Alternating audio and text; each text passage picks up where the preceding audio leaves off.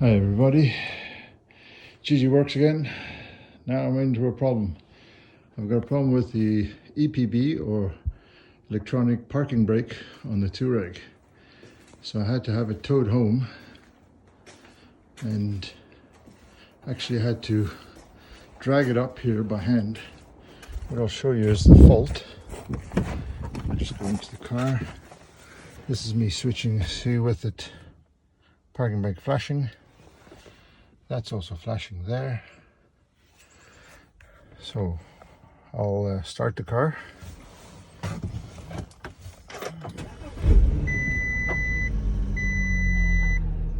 what comes on. When that comes on, you can't go anywhere. It's red. It's not amber, which means it's now, the parking brake is on, driven on, and now I can't get it off. As you can see that there, regardless of which, if you try and push it down, it will not let you operate at all. Now I plugged in the software and the same problem appears. EPB fault. I have to read it properly what the control module is saying, but this is me. I had to drill a hole in the ground, put my 2-ton, or if I put it into that pulley, I can make it into a 4-ton. Chain tied onto the tow bar at the back. So what I've done is I've just bought a sledging or greasy carpet, cut it in half, slid it onto the wheels. It's not so snow, so that's not a problem there. And as I got it back onto the concrete here, I've got these little skates or trolleys. As you can see, there's one for that side. I'll jack up the car with my jack, slip it on the wheels, put it in neutral, and then I hopefully can drag it back, put it over the hoist, take it up, and then I can see what the problem is with it. That's the joys of what I've been doing for the day. I'm sure there's more to follow, so stay tuned. Cheers for now. Sit rep. I've got, I put power, I had a little power supply, and I put power to the brake module. So, sorry, not the brake module, but the motor. And I actually had to tap the motor and actually driven this one back on pins 1 and 4. You can see in the end here is the 4 pins. So what I've done is I've driven that back, which made that wheel turn. I'll just come around here. Took the caliper off. Excuse me, I'll just switch this light off here. Took the caliper off and take the disc off, and this made this side at least accessible. So that's that side. So the next problem is I went back to the other side, put the power on pins 1 and 4 on the right hand EPB brake actuator, and got nothing. Tapped it, couldn't get anything out of it. So then I decided to just measure the resistance of the coil, and it's nothing, infinity. So I think this motor is burnt.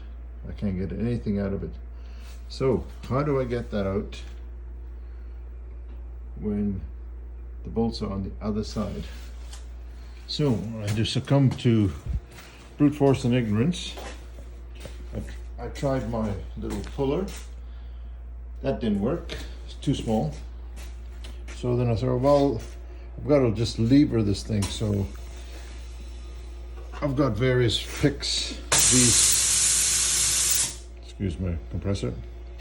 I've got various hooks like that. So what I did is I put that in there and levered and actually forced the disc off. In the meantime, on the backing, you can see here, the little locating pins with a spring that holds the shoes in place, those are all been bent as they were just forced out. Got enough where I could get to the little adjustment screw on the side, take the shoes off, and now we can get to the brake actuator, which that's on that side, and that's on the other side. So now, Canadian price is $460 for a new brake motor or actuator. So I don't know, I'm gonna have to find either buy a used or a new one. But what I might do, since I'm in this far, the other side, the backing plate rusted out. And since these are forced, I might actually take everything off here and replace that, because I've already bought 2 backing plates, used one on the other side, and now I'm going to try and take this one off. It's not as rusted, but since I've forced the pins out of these holes, one on that side and one on that side, okay, I could probably bend them straight again, but I think I'll just replace it. But that means taking that all off, and of course to do that you got to take all the hub off, which means got to take the wheel bearing, the drive shaft out. So it was a bit more convoluted, bit more, it's not a 2-piece cover, so, and I don't really want to cut so it can slip over the hub. So at this point I'm just happy that I've got it apart, so now I can actually deal with whatever I've got. So the plan is I'm going to have to get another motor, put that new motor in, and then I'll have to go through a whole basic setting with the software. As you can see, my software is over there on the laptop, and I'll actually do a whole thing and start right over again. 3 years ago I did replace the left hand side. Now it looks like I'll have to replace the right hand one, because now that's one also burnt out. Whether a wire went or inside the actuator, I have no idea, but we'll just see. So that's where I am right now. At least I'm happy that I've got it apart. That's a big bonus. It's still not fixed. Who knows how long it can take for this motor to come in, but at least now I've got some direction. Thanks. Sorry, the dryer's still kicking in and out. So sorry for being just a bit jointed, but I will go through the steps when I start putting it together. Thanks very much for watching. Cheers. Hi there, Gigi Works again. A continuing saga of the EPB, which sort of stemmed out to redoing the backing plate. When I had to tear off because the EPB motor was not working anymore, I had to pull off the disc, which means I damaged the backing plate. The backing plate was kind of rusted anyways, so I just ripped it out, and luckily I had another one because I bought 2 when I had to do the other side. So in the meantime, I've cleaned everything up, painted everything, I've checked it all out, redid it, taped everything, and now I'm just starting to slowly start assembling everything. Stand by for more. Hi everybody, back at you again, Gigi Works, continuing on the EPB saga. So that's me, got it all prepped, cleaned, the right grease in the right on the splines, copper slip where the hub goes, took the speed sensor out, replaced the stainless bolt, got a new EPB electric motor. That was $400 Canadian, so that's rather expensive for such a small piece. So next thing is the backing plate.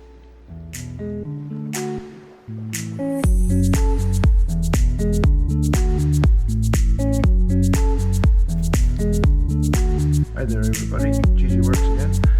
The last of the ongoing saga of the EPB.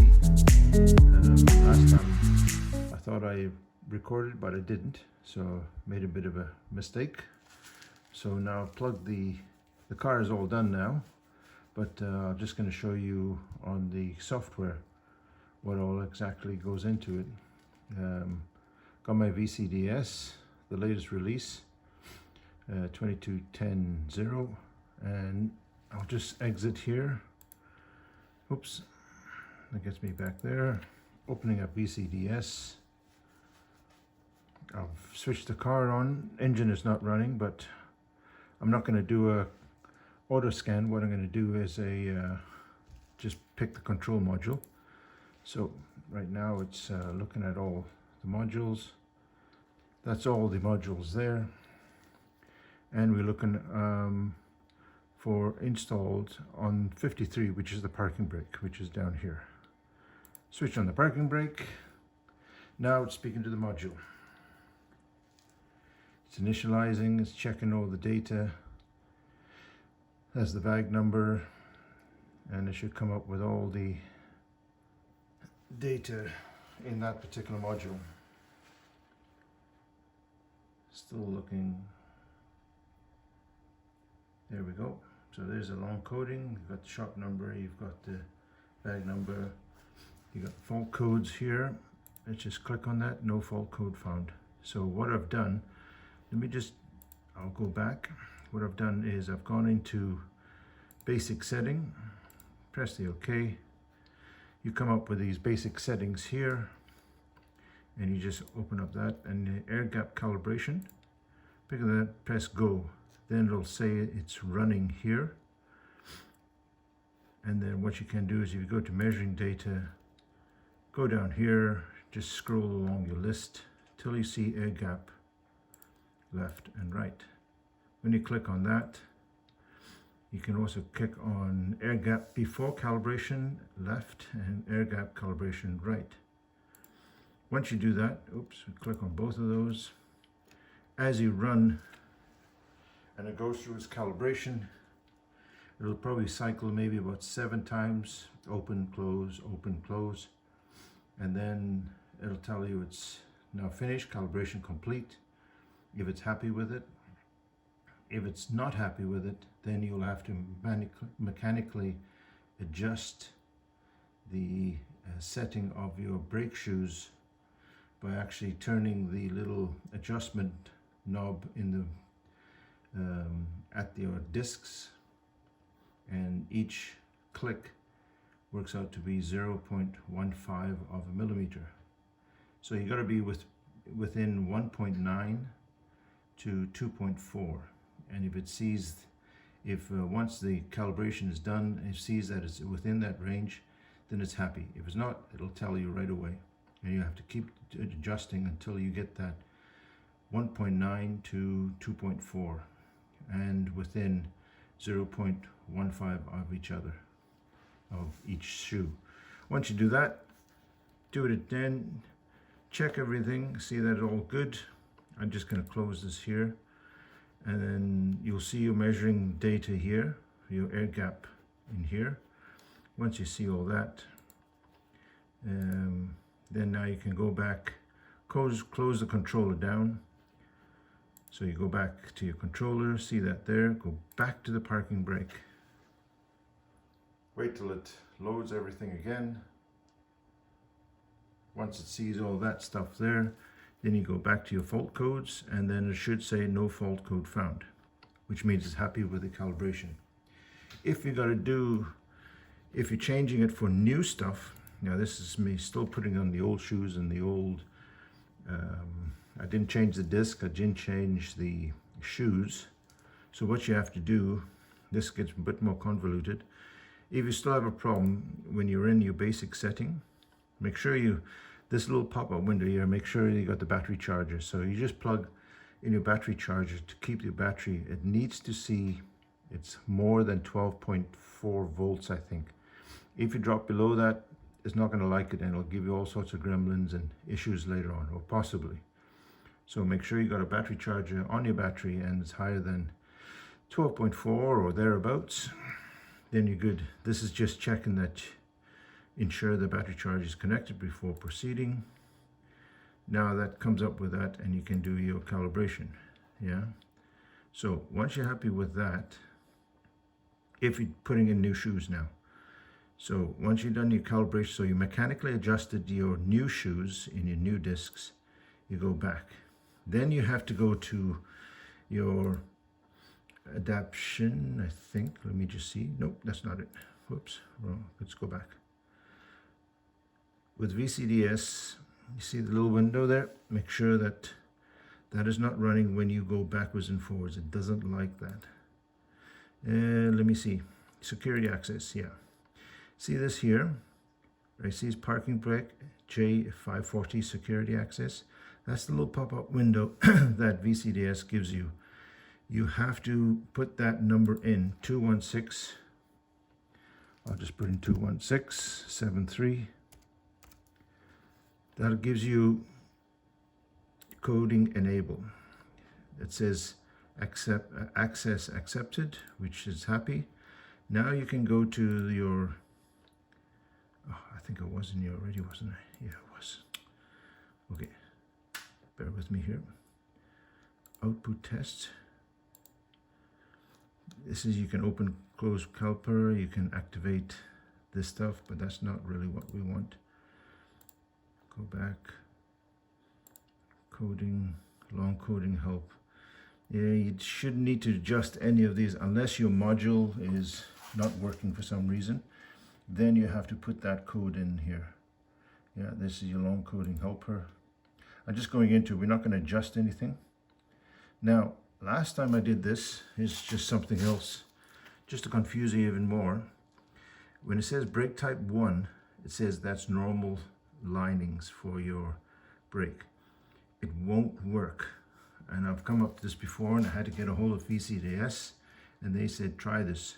Click it on to number 2, which is ceramic. Once you do that, now you have access to it. Why that's like that, I have no idea. But what we're going to do is we're just going to come out of this, because we don't want to go to any of the long coding. I don't want to get into, right, where is it here?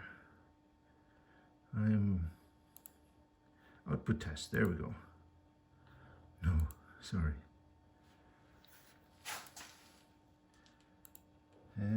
Basic setting. Maybe it's in here.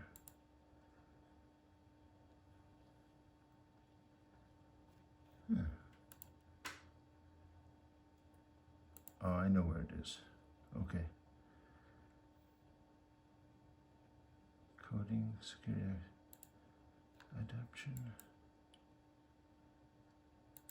Sorry, you have to bear with me. I am a bit of a loss here. Output tests.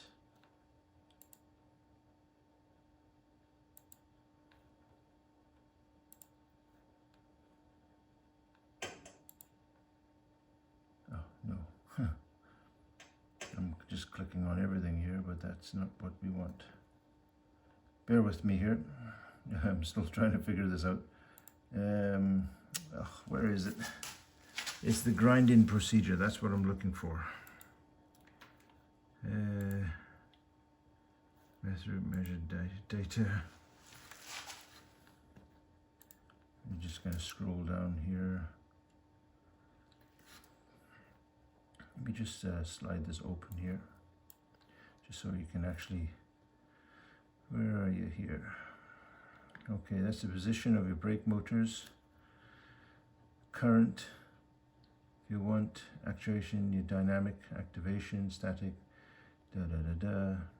There you go. Grind-in mode. That one there. Function status, so that's mass 03095. Grind-in there. Once you click on that, then you can do your grind-in procedure, which goes through a whole thing of you stopping, starting, and the car applies the brakes. You click it to say that it's done. Then you go back, then you go in. Car drives a bit further. We're talking meters only, up to, I think it's 200 meters.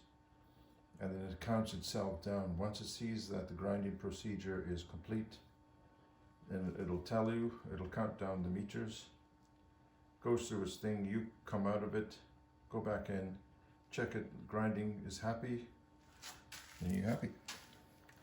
So, but we're not going to get into that because I never changed any of the shoes or the discs, so there's no real thing to check. It's just that last time was the motor that went.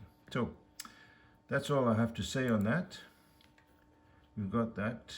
There's nothing to close that. Thing's happy there. I'm going to close this back to here, go back, and that's it. All right, thanks for watching.